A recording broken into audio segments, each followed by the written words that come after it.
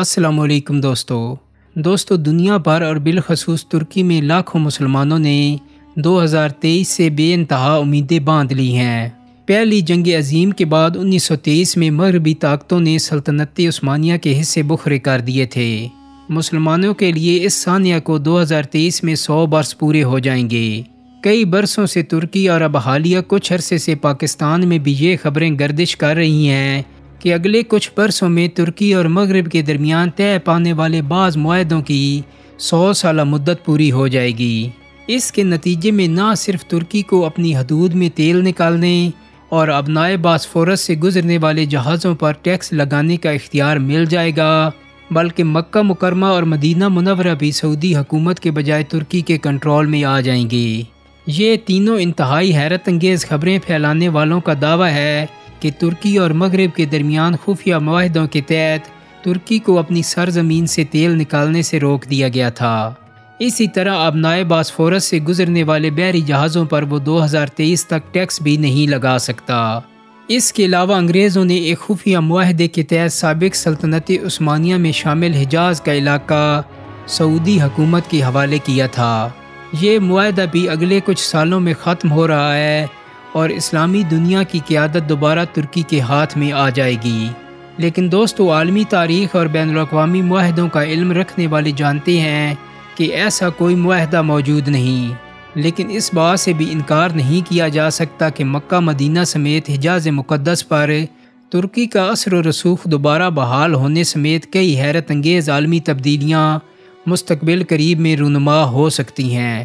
دوستو، اس کا سب سے بڑا سبب موجودہ ترک صدر رجب طیب اردگان کا وہ منصوبہ ہے جس کے تحت 2023 تک ترکی کو اتنی ہی طاقتور اور بااثر عالمی قوت بنانے کے لیے کوششیں جاری ہیں جتنا کہ سلطنت عثمانیہ تھی۔ یہ منصوبہ 2010 میں ترکی کے اس وقت کے وزیر خارجہ احمد داؤد اوغلو نے تیار کیا تھا، لیکن سلطنت عثمانیہ کے غیر رسمی ایاب پر اس سے پہلے کام شروع ہو چکا تھا۔ دوستو، اس منصوبے کو نو عثمانیت کا نام دیا جا رہا ہے۔ ترک عوام بڑی محبت سے اسے یعنی عثمان علی کہتے ہیں۔ سلطنت عثمانیہ کی کسی نئے صورت میں عیا کی خبریں ترکی میں بلا سبب نہیں پھیل رہیں۔ صدر اردگان کی عدالت و کلاکزما جماعت ملک کے شہری علاقوں کی بانسبت دیہی علاقوں میں زیادہ مقبول ہے۔ 16 اپریل 2017 کو ترکی میں آئینی ریفرینڈم کے دوران 3 سب سے بڑے شہروں استنبول، انقرہ اور ازمیر میں اردگان کی مخالفت میں ووٹ ڈالے گئے، لیکن دیگر چھوٹے بڑے شہروں سے ملنے والے ووٹوں کی بدولت وہ ریفرینڈم جیت گئے۔ نسبتاً چھوٹے شہروں میں 2023 میں ترکی اور مغربی طاقتوں کے درمیان معاہدے ختم ہونے کی خبریں پھیلی ہیں۔ اردگان کے مخالفین کا دعویٰ ہے کہ چونکہ چھوٹے شہروں اور دیہات کے لوگ زیادہ تعلیم یافتہ نہیں، اس لیے وہ ان باتوں پر یقین کر لیتے ہیں جو اردگان کی جماعت کی طرف سے پھیلائی جا رہی ہیں۔ سب سے زیادہ افواہیں معاہدہ لوزان کے بارے میں ہیں، جس پر ترکی نے اگست 1923 میں دستخط کیے تھے۔ کئی لوگ سمجھتے ہیں کہ اس معاہدے کی ایک خفیہ شق کے تحت ترکی کو پابند کیا گیا ہے کہ وہ اپنی سرزمین پر تیل کے لیے ڈرلنگ نہیں کر سکتا۔ تاہم اس خفیہ پابندی پر یقین کرنے والے تمام ہی لوگ کم تعلیم نہیں۔ ترکی کے جنوبی ساحل شہر مرسین سے تعلق رکھنے والے الیکٹرک انجینئر متین اور سارون کا کہنا ہے کہ ترکی میں ہر برس ہی اخبارات میں خبریں آتی ہیں کہ فلاں جگہ تیل کے ذخائر دریافت ہوئے ہیں، لیکن پھر خاموشی چھا جاتی ہے۔ تیل تلاش کرنے والے سرکاری اداروں کے ماہرین نے خود انہیں بتایا ہے کہ جب بھی وہ کوئی نئی دریافت کرتے ہیں تو انہیں اعلیٰ انتظامیہ کی طرف سے کہا جاتا ہے کہ مذکورہ جگہ پر نشانی لگا کر اسے سیل کر دو۔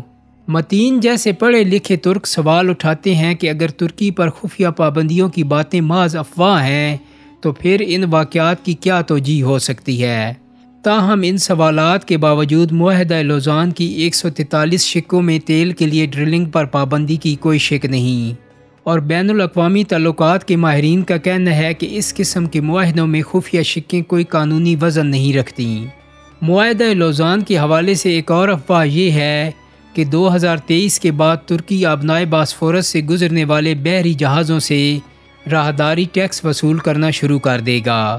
پہلی جنگ عظیم کے بعد ترکی پر پابندی عائد کی گئی تھی کہ وہ بحیرہ اسود اور بحیرہ انجین کو بحیرہ مرمر کے ذریعے ملانے والی 2 آبناؤں باسفورس اور درے دانیال میں اپنی افواج داخل نہیں کریں گے، اور نہ ہی یہاں سے گزرنے والے سویلین بحری جہازوں پر بھاری ٹیکس وصول کریں گے۔ معاہدہ لوزان کے کچھ عرصے بعد ترکی نے یونان کے ساتھ اپنے کشیدہ تعلقات کے باعث کچھ خدشات ظاہر کیے اور 1936 میں ایک نئے معاہدہ پر دستخط ہوئے، جس کے تحت ترکی کو ان دونوں آبی گزرگاہوں میں اپنی افواج رکھنے کی اجازت دے دی گئی، جبکہ سویلین جہازوں کی آزادانہ آمد و رفت کی شرط برقرار رکھی گئی۔ ایک اور شرط یہ ہے کہ بحر احمر سے تعلق رکھنے والے ممالک کے سوا کسی بھی ملک کے جنگی جہاز ان ابناؤں میں داخل نہیں ہو سکتے۔ معاہدے کے تحت ہی گزرگاہوں کے استعمال پر ترکی معمولی رقم وصول کرتا ہے۔ دوستو، تیسری افواہ حجاز مقدس کے بارے میں ہے۔ کئی لوگوں کا خیال ہے کہ 2023 کے بعد مکہ اور مدینہ سمیت حجاز کے علاقوں پر کنٹرول ترکی کو واپس مل جائے گا، اور یہ کہ مغربی طاقتوں نے سعودی عرب اور ترکی میں کوئی خفیہ معاہدہ کرایا تھا۔ تاہم حقیقت یہ ہے کہ سلطنت عثمانیہ کے خاتمے کے وقت سعودی عرب نام کا ملک ابھی وجود میں ہی نہیں آیا تھا۔ مکہ، مدینہ، جدہ، تبوک اور دیگر شہروں پر مشتمل حجاز نامی خطے سے سلطنت عثمانیہ کے خلاف بغاوت 1916 میں شریف مکہ حسین بن علی نے کی تھی۔ سلطنت عثمانیہ کی طرف سے شریف مکہ کے منصب پر ہاشمی خاندان کے افراد کو مقرر کیا جاتا تھا۔ 1908 میں مقرر ہونے والے حسین بن علی نے ترکوں پر قوم پرستی کا الزام عائد کرتے ہوئے 1916 میں وہ بغاوت کر دی جسے باضابطہ عرب بغاوت کا نقطۂ آغاز بھی سمجھا جاتا ہے۔ 1915 سے حسین شریف مصر میں برطانوی high commissioner lieutenant colonel sir Henry make میہون سے خط و کتابت میں مصروف تھے۔ انگریزوں نے انہیں کافی یقین دہانیاں کرا رکھی تھیں۔ جنگ عظیم کے خاتمے پر اگست 1920 میں سلطنت عثمانیہ اور مغرب میں طے پانے والے معاہدے سیورے میں حجاز بھی ایک فریق کے طور پر موجود تھا۔ جب عطا ترک نے خلافت ختم کرنے کا اعلان کیا تو حسین شریف نے 1924 میں خود خلافت کا اعلان کر دیا، لیکن اسی برس نجد سے تعلق رکھنے والے عبدالعزیز ابن سعود نے حجاز کا کنٹرول حاصل کر لیا۔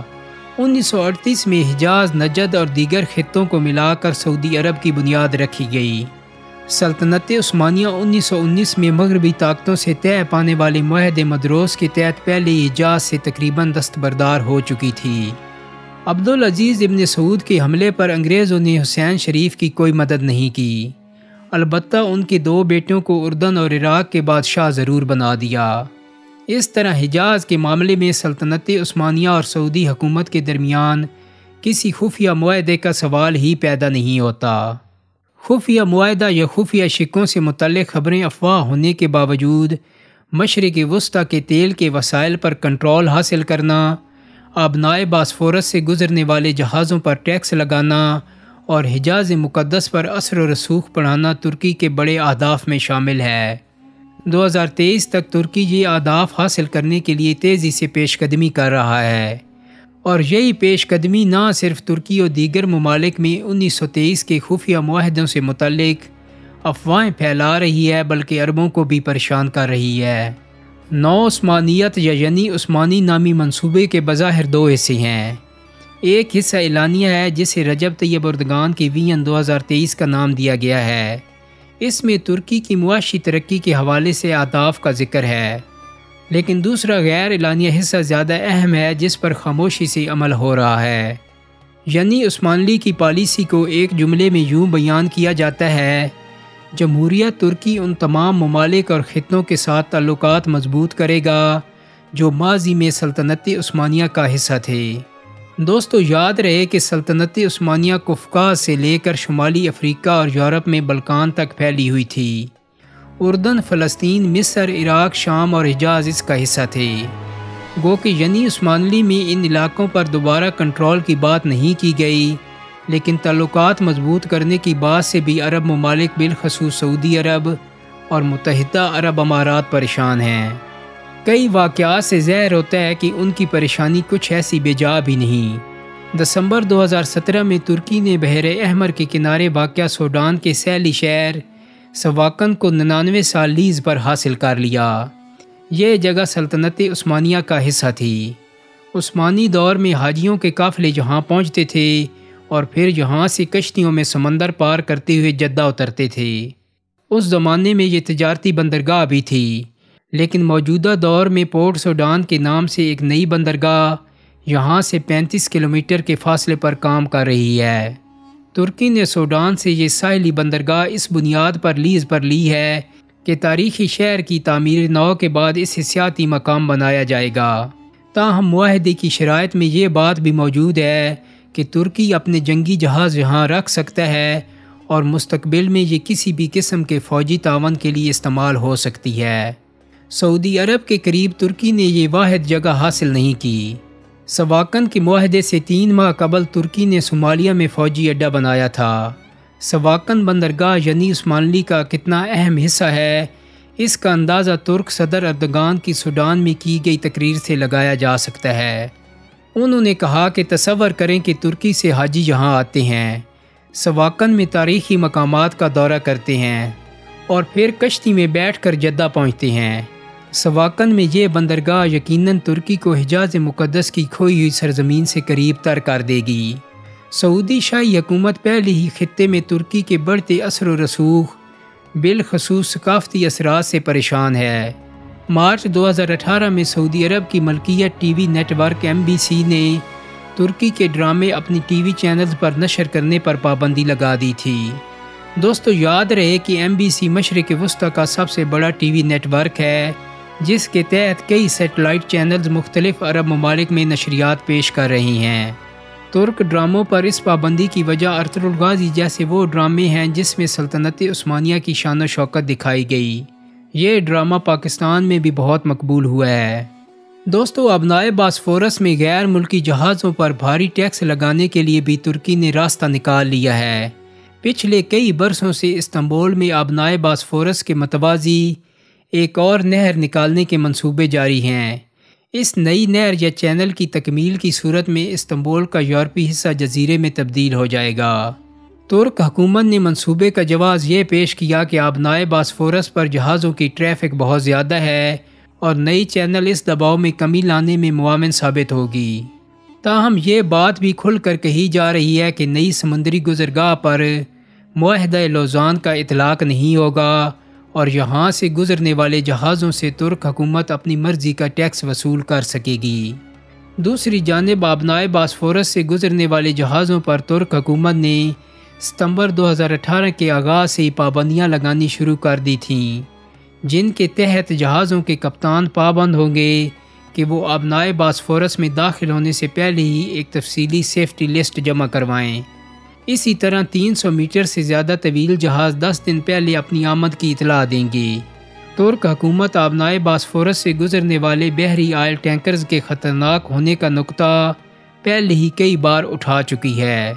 دوستو ان سب حالات کو دیکھ کر یہ کہا جا سکتا ہے کہ 2023 میں ترکی کوئی بہت بڑا کام کرنے جا رہا ہے۔